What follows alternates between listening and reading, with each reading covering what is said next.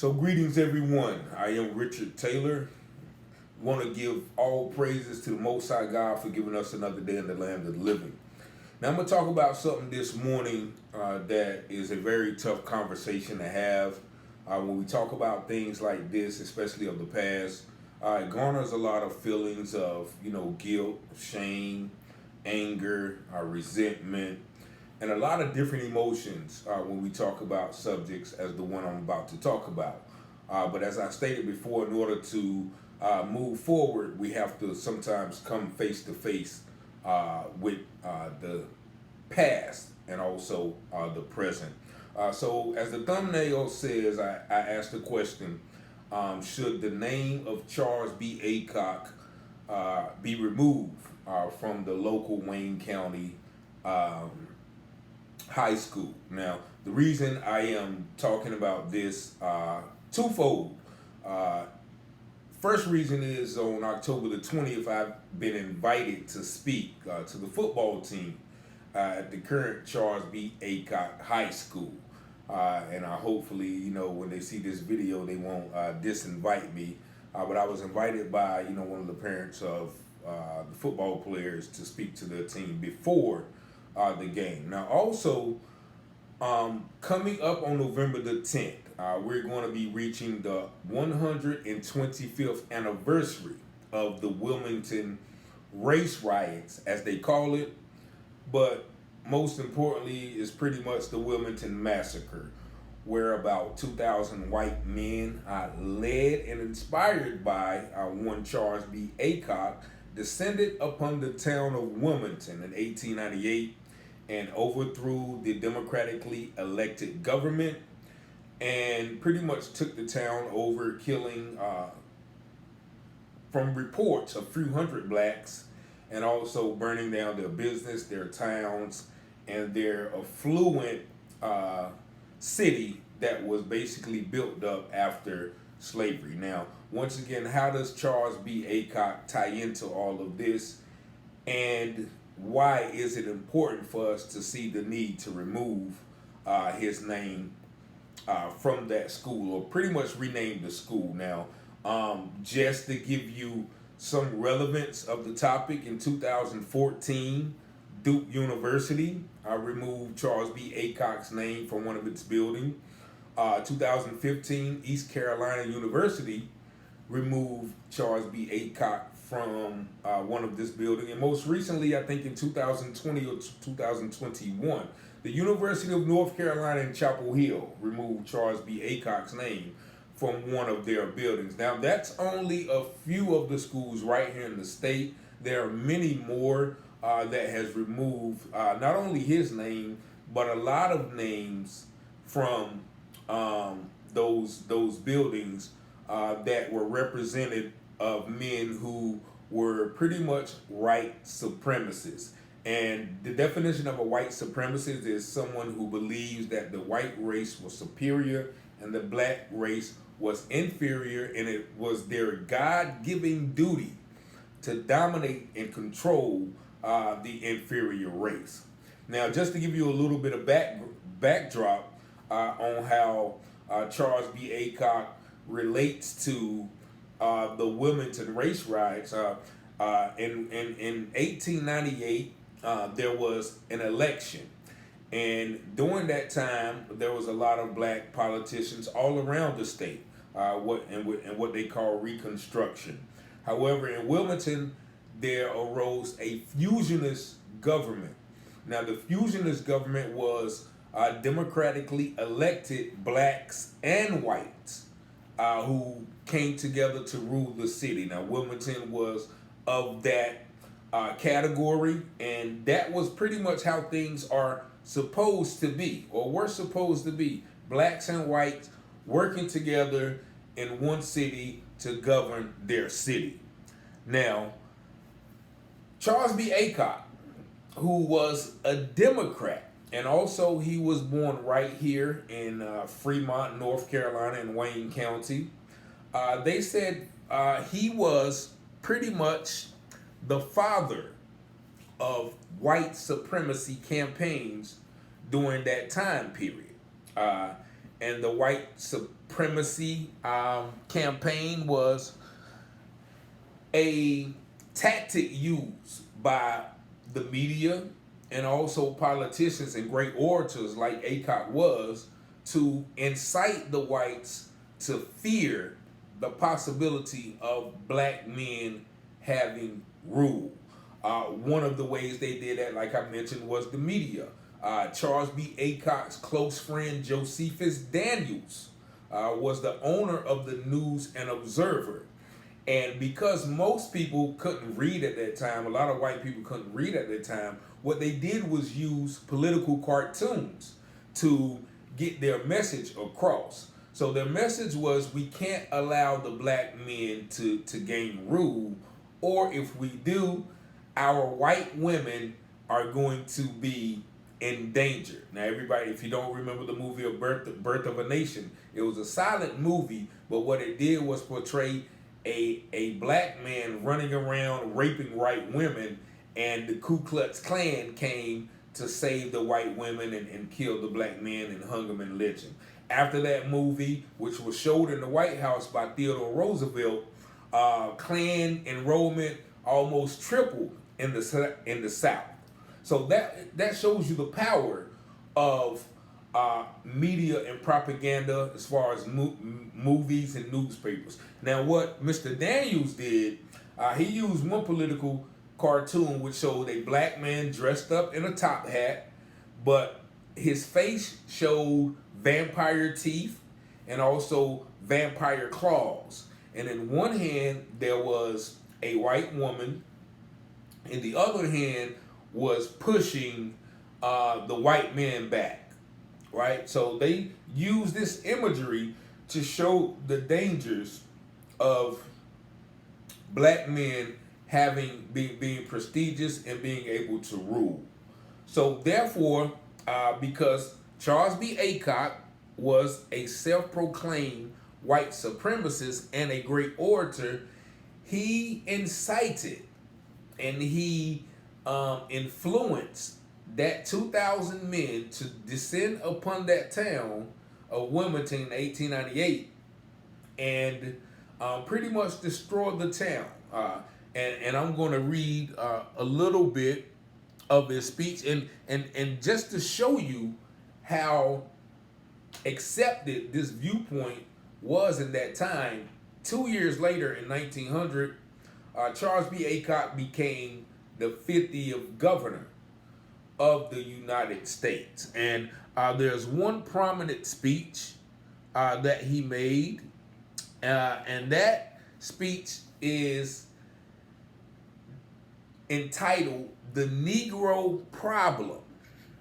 Now, this is once again coming from a Democrat. Now, and this goes for people who just choose to vote Democrat or Republican blindly. This shows that it was the Democrats back then who were the most racist, the most vile, the most segregationist party in that time period. So there's no distinction between a Democrat or Republican in that manner. But just give you a backstory of this speech. It says Aycock became famous during the election of 1898 when he spoke frequently and convincingly for Democrats' white supremacy campaign. During his campaign for governor, he led the fight for the suffrage amendment disenfranchising blacks. Disenfranchised means preventing or barring the rights of blacks to vote. Now, white supremacists like Aycock believed that all people of color were less intelligent than white people and naturally inferior.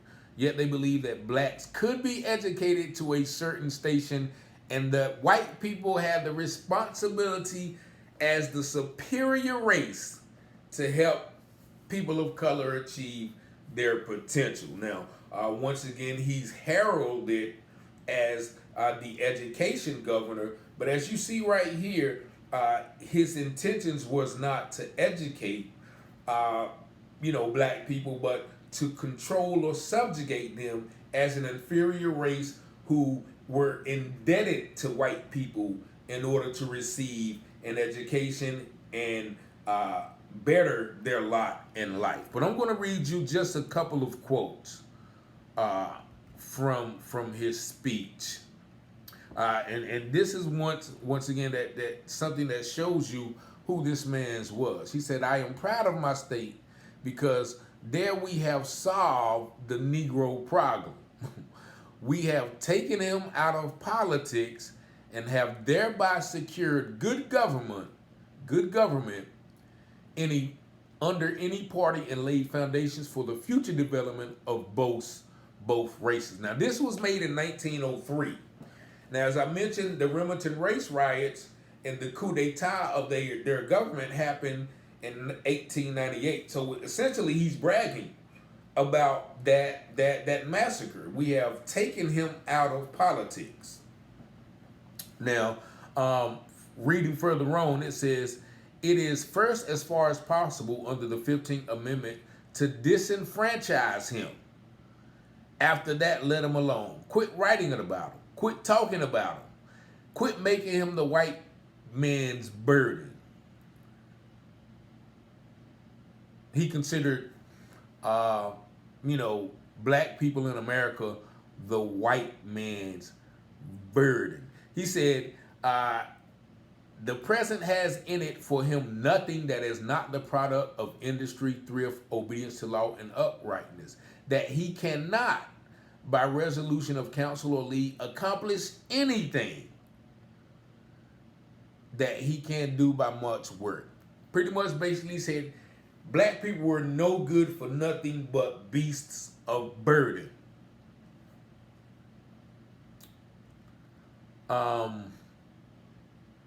And once again, he alludes in this speech to the white person's or people's duty to educate this inferior race. He said, "But I will not have the white people forget their duty to the Negro. We must seek the truth and pursue it. We owe an obligation to the black man. We brought him here. He served us well. He is patient. He is teachable."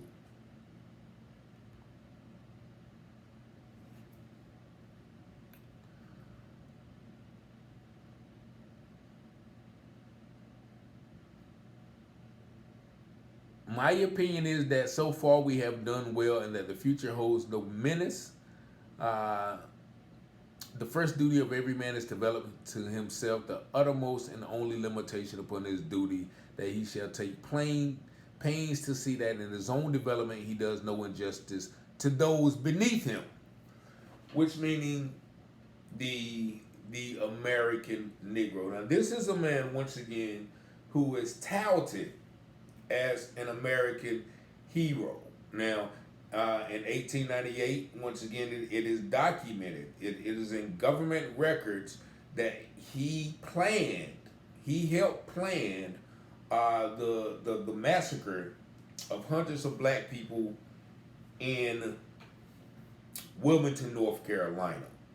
Now, also, it said that he was a member of the Red Shirts. Now, the Red Shirts were a group of people who descended on poles in various parts of the South, especially Wilmington, after the 1898 massacre, to prevent them from voting, to prevent them from registering to vote. And also he added things like literary tests, poll tax, and other barriers to prevent blacks from voting.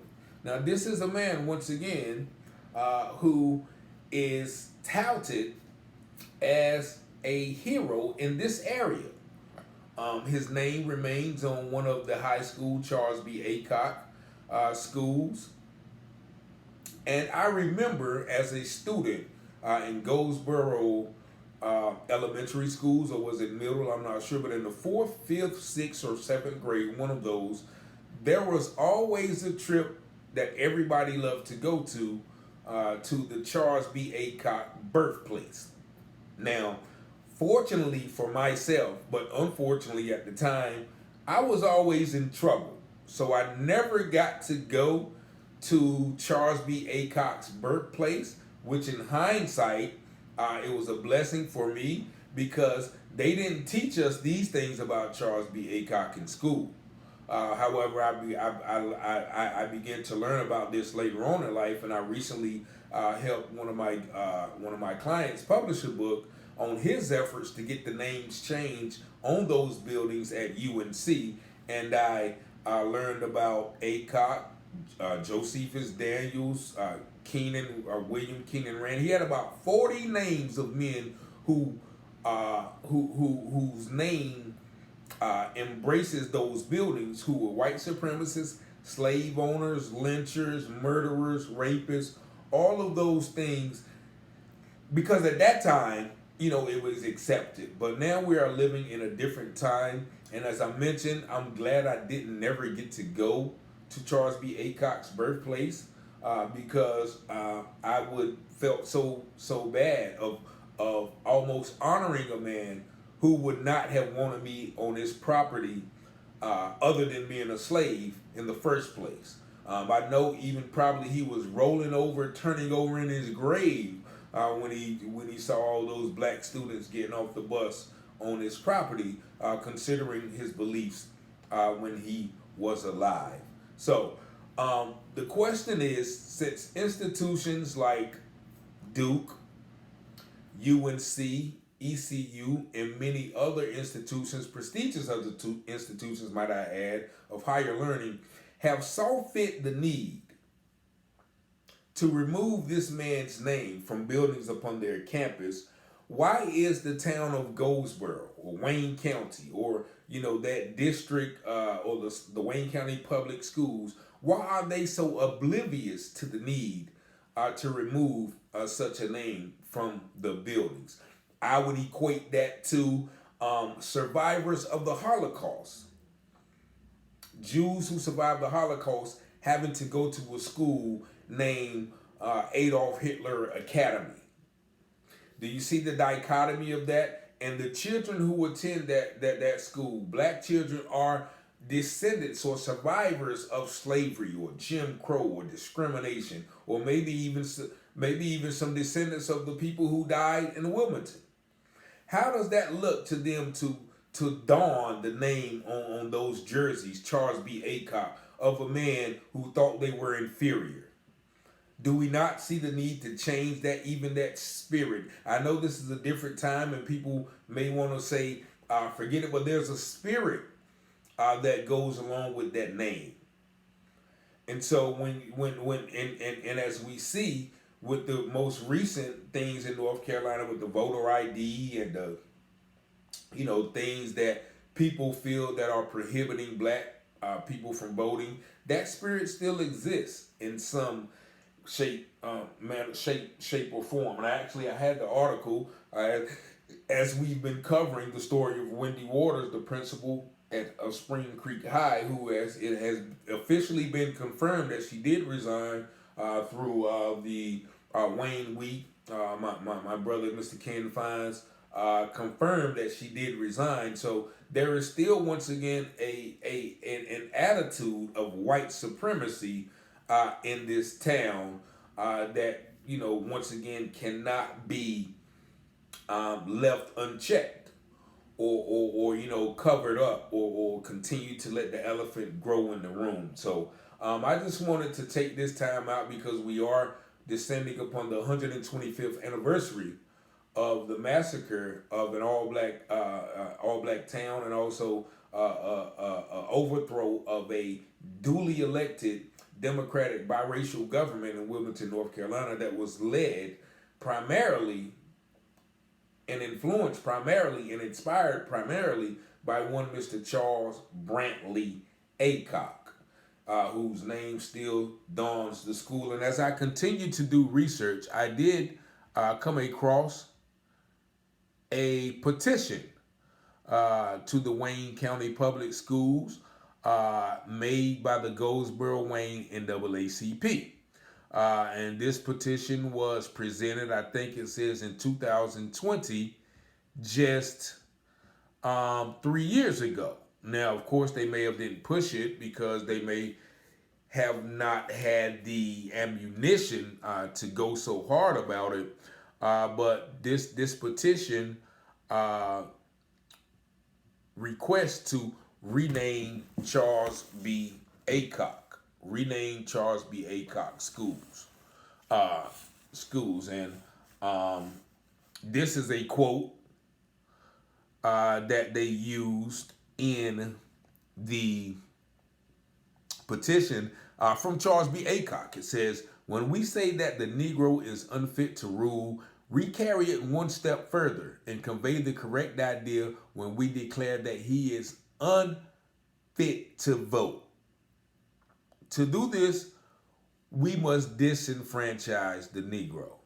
Now, also, once again, it is voting season in Wayne County. I just left the library speaking with all the candidates, and I see a inflection of black people out there campaigning and voting.